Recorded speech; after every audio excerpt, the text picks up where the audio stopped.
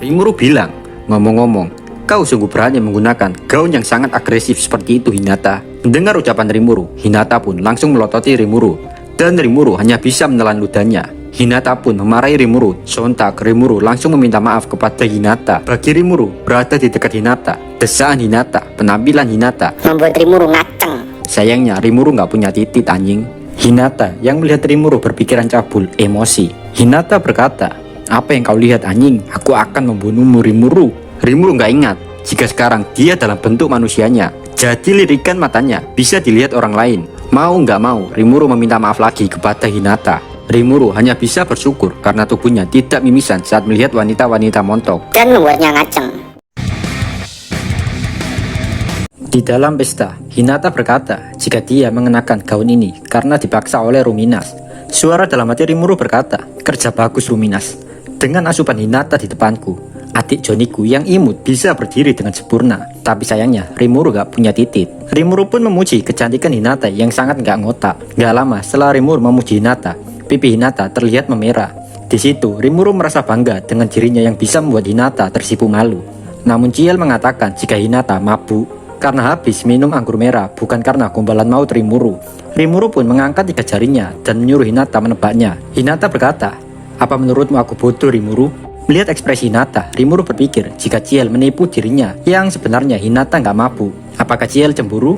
Gimana menurut kalian tentang Ciel? Tulis saja di kolom komentar. Besoknya setelah makan siang, pertemuan pun dimulai. 5 orang pertama yang berkumpul adalah orang-orang yang mendukung organisasi buatan Rimuru, yaitu Four Nation. 5 orang itu adalah Gazel, Yomu, Rimuru, Miuran, dan Raja Drum. Selanjutnya ada Myormil, lalu Hinata sebagai perwakilan gereja barat. Dewan Bangsa Barat diwakili oleh ketuanya yang bernama Lester, dan dia memiliki janggut putih lebat. Dan sisanya adalah anggota-anggota terpilih dari berbagai negara. Dan total ada 30 orang di dalam ruangan itu. Chien pun melangkah maju sebagai moderator untuk memimpin jalannya pertemuan. Chien menjelaskan jika Rimuru berhasil memenangkan perang melawan kekaisaran. Tapi musuh baru telah muncul, yaitu titisan Dajjal bernama Michael. Lester bergumam, diikuti para senator dari berbagai negara. Mereka menanyakan apakah Michael yang memimpin para malaikat. Mereka nggak nyangka jika perang Tenma yang rutin terjadi setiap 500 tahun itu akan terjadi dalam waktu dekat. Rimuru pun mengangkat tangan dan berdiri. Rimuru mengatakan tujuan musuh adalah menghidupkan Veldanava. Kita hanya bisa berspekulasi tentang metodenya, dan hal itu tidak tahu kapan terjadi. Namun perang Tenma itu akan segera terjadi. Bisa jadi besok, tahun depan, atau beberapa dekade. Rimuru hanya bisa mengetahui pergerakan Michael dari laporan harian dari Dino. Dan keakuratan informasi itu akan dibagikan oleh Obera melalui Milim. Namun yang Rimuru ketahui, Michael masih belum bergerak. Memang menakutkan, karena tidak bisa ditebak penyerangan Michael itu terjadi kapan. Dengan tersenyum, Rimuru melanjutkan ucapannya. Agar tidak repot terjadi sesuatu, sebaiknya kita persiapkan terlebih dahulu. Kalau begitu, kurasa kita harus menghargai kehidupan sehari-hari kita yang tenang. Rimuru mengharapkan kerjasama dari berbagai negara. Seketika, ruangan itu hening. Hingga beberapa puluhan detik, Hinata memecah kesunyian itu. Hinata mengatakan, gereja barat akan mendukung penuh Rimuru. Lester juga tersenyum jika anggota Dewan Barat akan mendukung Rimuru juga.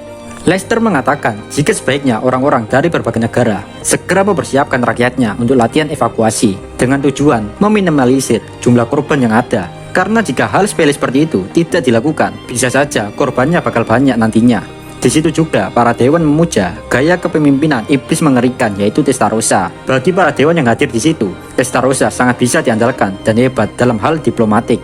Meskipun sebenarnya para dewan takut karena gak bisa ngalahin Testarossa. Namun di satu sisi, para dewan mengakui keahlian Testarossa. Pertemuan itu telah selesai, tapi Rimuru baru ingat untuk memberitahu hal penting kepada semua orang yang hadir. Rimuru mengatakan informasi ini dari Testarossa bahwa Masayuki telah menjadi kaisar yang baru di Kekaisaran Timur. Kaisar yang baru ingin menjalin kerjasama dengan bangsa barat, dan kaisar juga pengen bergabung dengan anggota Dewan Negara Barat. Semua orang yang udah berdiri mau meninggalkan ruangan itu. Saat mendengar ucapan Rimuru, mereka kaget, berhenti bergerak dan mengatakan, "Nani?" Sontak Hinata emosi karena Rimuru berbicara hal sepenting itu seperti masalah sepele saja. Rimuru menenangkan Hinata dengan berkata jika Tempest menang perang melawan kekaisaran dan Tempest ingin menjalin kerjasama dengan kekaisaran. Mendengar ucapan Rimuru, Hinata melototi Rimuru dan tidak berhenti menatap Rimuru dengan rasa kesalnya. Hinata mengatakan jika kekaisaran udah dari zaman Dragon Ball di Indosiar setiap hari Minggu, sudah menganggap jika bangsa barat merupakan musuh yang nyata. Jadi menurut Hinata akan sulit jika harus bekerja sama bersama kekaisaran. Lester bertanya kepada Rimuru, di mana tempat diskusi dengan Kekaisaran Timur. Dan apakah maksud dari Rimuru, kaisar yang baru adalah Masayuki, si pahlawan hoki? Rimuru membalas ucapan Lester jika pertemuan itu akan diadakan di Ingracia. Dan tebakan Lester benar, jika kekaisaran yang baru adalah si Hoki Masayuki. Mendengar hal itu, semua orang yang hadir dalam pertemuan itu bertepuk tangan, dan mereka juga memuja Masayuki. Bagi mereka, jika kaisar yang baru adalah Masayuki, maka mereka nggak akan ragu untuk bekerja sama dengannya. Mereka bahagia karena perang melawan kekaisaran benar-benar berakhir. Mereka semua nggak nyangka jika Masayuki bergerak mengambil alih kekaisaran. Rimuru nggak tahu jika respon mereka sampai seperti itu. Rimuru pun mengatakan, untuk lebih detailnya, sebaiknya tanya saja dan bernegosiasi langsung dengan Masayuki. Dengan mengatakan itu, Rimuru melemparkan semua masalah yang dia buat kepada Masayuki yang nggak tahu apa-apa. Kasihan banget ya adik-adik Masayuki ini. Dan sudah diputuskan jika kekaisaran timur yang baru yaitu Masayuki akan hadir pada pertemuan dewan selanjutnya. Dan itulah salah satu kegiatan Rimuru 5 bulan terakhir. Pertemuan dewan selanjutnya akan dijadwalkan 2 minggu dari sekarang di Ingracia. Semua manusia telah bersatu dan para Demon Lord juga udah bersiap-siap dengan sangat baik. Dan yang tersisa hanyalah kekuatan musuh.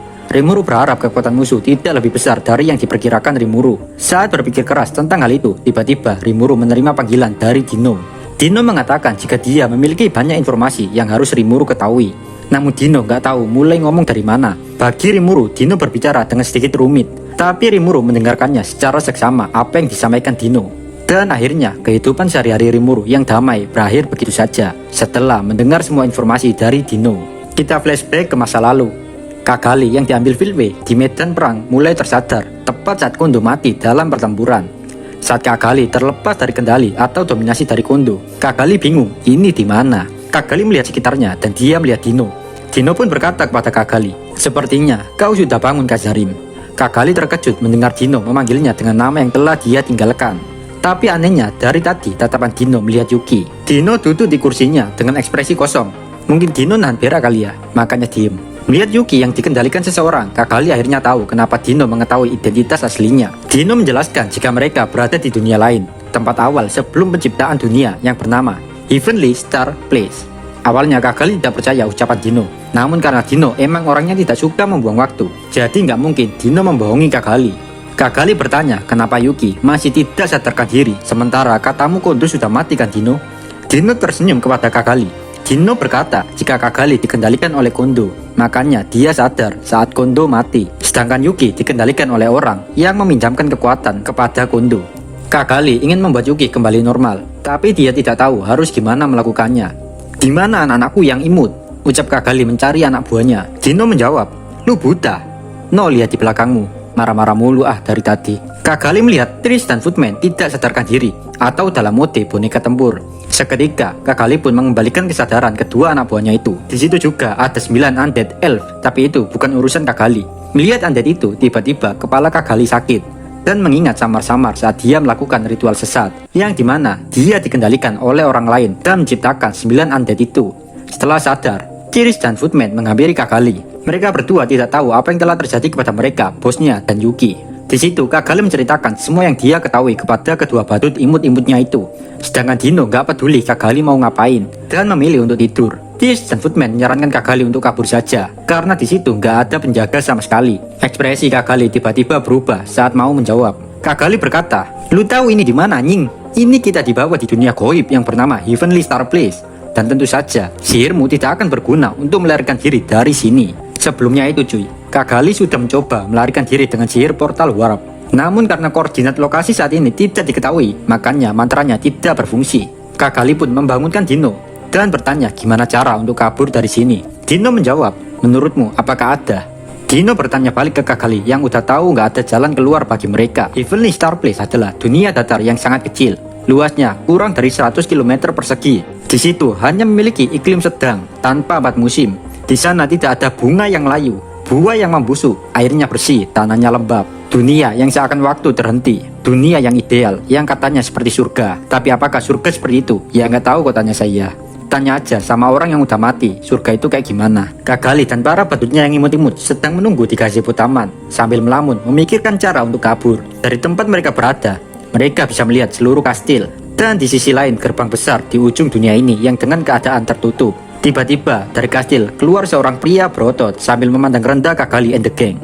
Pria itu bertanya kepada Dino, "Dino sama, kenapa Anda bisa begitu ramah dengan sekelompok orang yang gak jelas seperti mereka?" Kagali emosi dengan ucapan pria itu, tapi dia berusaha mengontrol emosinya. Dengan ekspresi yang datar, Dino bertanya, "Kau Gnome kan?" Dengan senyum bahagia, seorang pria bernama Gnome itu mengatakan, "Tubuh pria bernama Vega sangat cocok dan nyaman denganku. Kekuatan regenerasi tubuh ini sangat tinggi." Di situ kita tahu jika Gnome ternyata memakai tubuh Vega. Gnome bahagia karena tubuh Vega adalah tubuh yang bagus. Diam-diam, Kagali memikirkan apa yang Dino dan Gnome bicarakan. Kagali berpikir cepat dan dia mengetahui jika Gnome adalah malaikat, makanya dia membutuhkan tubuh. Setelah itu, Kagali dan Dino terlihat nyantai ngobrol bersama dan mengabaikan Gnome. Dan itu membuat Gnome emosi. Gnome gak suka melihat Kagali ngobrol akur dan santuy dengan salah satu dari 7 pilar malaikat. Menurut Gnome, Kagali hanyalah makhluk rendahan, gak seperti dirinya. Jadi gak layak ngobrol seperti teman dengan Dino. Meskipun Dino mengatakan jika Kagali teman lamanya, namun Gnome masih gak mau menerima kenyataan itu. Gnome pun menembakkan energi spiritual, Tekodon, kepada Kagali yang lagi santuy duduk-duduk di kursi. Dino yang melihat itu tidak peduli dan gak gerak karena baginya itu gak perlu. Dan tiba-tiba, apakah cerita yang panjang sudah berakhir? Meski begitu, kaulah yang bersikap kasar kepada ketua, ucap Footman. Sambil mengucapkan itu, Footman menangis serangan Gnome. Ya, benar, lakukan Footman, ucap Tiris mendukung tindakan Footman. Dan pertempuran pun akhirnya terjadi. Gnome awalnya adalah Phantom yang ditugaskan berperang dengan Injektar dengan di bawah komando Zalario. Footman memang memiliki kecerdasan yang rendah, tapi tingkat kekuatannya lumayan tinggi, gak seperti otaknya. Boom! Footman langsung meninju Gnome. Seketika Gnome terhempas oleh serangan Footman. Tanpa belas kasihan, Footman mengatakan, aku datang untukmu. Boom! Boom! Boom! Footman terus memukul, dan memukul lagi Gnome tanpa ampun. Lalu Footman meraih kaki Gnome dan melemparkannya ke udara. Seketika Footman pun melompat dan merubah tubuhnya menjadi sebuah bola meriam dan terjun ke punggung Gnome. Dalam sekejap, Gnome berhasil dibanting oleh Footman ke tanah. Meskipun sudah jatuh dibanting, Footman tetap tidak melepaskan musuhnya. Footman menambahkan berat badannya untuk menggulung-gulung Gnome. Gnome bingung kenapa Footman bisa lebih kuat dari yang dia bayangkan. Suara dalam hati Gnome berkata, "Bagaimana ini bisa terjadi? Bagaimana aku, seorang Jenderal Phantom, lebih rendah dari orang yang tidak dikenali?" Gnome mulai bangun setelah diperkosa oleh semua serangan Footman. "Siapa kau?" ucap Gnome. Dengan membukukan tubuhnya, Footman memperkenalkan dirinya.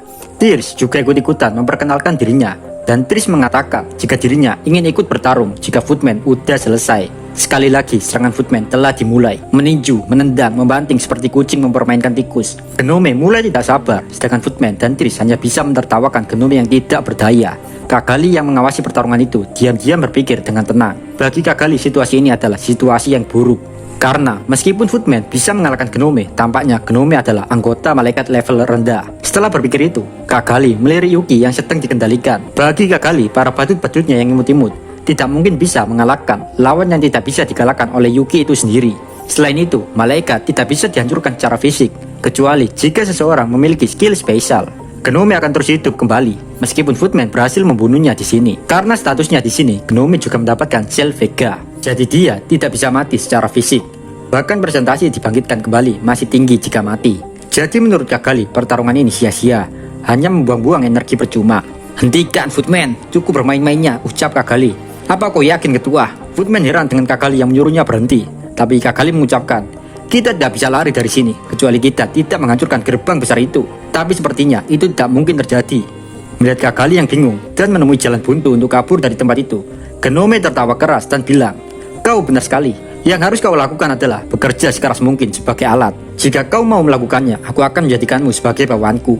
Melihat Footman yang berhenti menyerang, Gnome sadar jika dia tidak bisa mengalahkan Footman.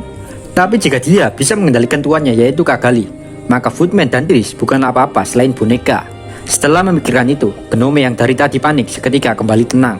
Namun gak lama ketenangan Gnome hanya bertahan sementara. Gnome tiba-tiba ketakutan oleh kehadiran hawa yang mematikan yang luar biasa mengelilinginya. Sungguh menjijikan Gnome. Memberimu nama adalah sebuah kesalahan. Suara itu berasal dari luar gerbang. Sebelum Gnome menyadari siapa itu, gerbang besar itu terbuka dan muncul 3 orang dari gerbang itu. 3 orang itu adalah Zalario, Pico, dan Grazia. Zalario adalah pemimpin dari 3 komandan Phantom. "Zalario sama," ucap Gnome kaget melihat kedatangan Zalario. Zalario emosi dan mengatakan, "Jangan sebut namaku, dasar kotoran." Gnome dengan sedikit agak pengen nangis mengatakan, "Codo mate Zalario sama, ini hanya kesalahpahaman." Zalario makin emosi, dia berkata, "Kesalahpahaman matamu, perkataanku adalah keadilan, jadi nggak ada kesalahpahaman di sini." Di hadapan Jalario, mengatakan ya berarti mengakui kesalahan, dan mengatakan tidak berarti memusuhi Jalario. Kayak lu di depan gebetan lu, sekeras apapun lu berusaha, di matanya, lu tuh selalu salah. Ya seperti itulah Gnome di mata Jalario. Gnome seketika merasakan adanya bahaya yang akan terjadi, tapi semuanya sudah terlambat. Jalario sangat membenci orang bodoh. Jalario mengatakan, dosamu adalah karena kau salah menilai harga dirimu, karena kau telah melayaniku dari dulu. Sebagai pengampunan, aku akan menghapus kepribadianmu. Sontak Kagali kaget mendengar Jalario bisa menghapus kepribadian. Dalam sekejap, Jalario menyerang Gnome dengan ujung jarinya. Dari ujung jarinya mengeluarkan petir, Evenly, Punishment, Roaring, Thunder, Jupiter. Panjang amat anjing nama jurusnya. Serangan itu seketika membakar Gnome, namun tubuhnya tetap utuh. Tapi pikiran Gnome, kepribadiannya sudah diganti dengan kepribadian yang baru. Kagali yang menyaksikan kekuatan Jalario seketika putus asa. Suara dalam hati Kagali mengatakan, tidak mungkin, dia bukan musuh yang bisa dilawan. Kupikir Dino sendiri adalah ancaman, tapi orang ini, dia sekelas Ki dan Milim. Itu tingkat yang benar-benar berbeda.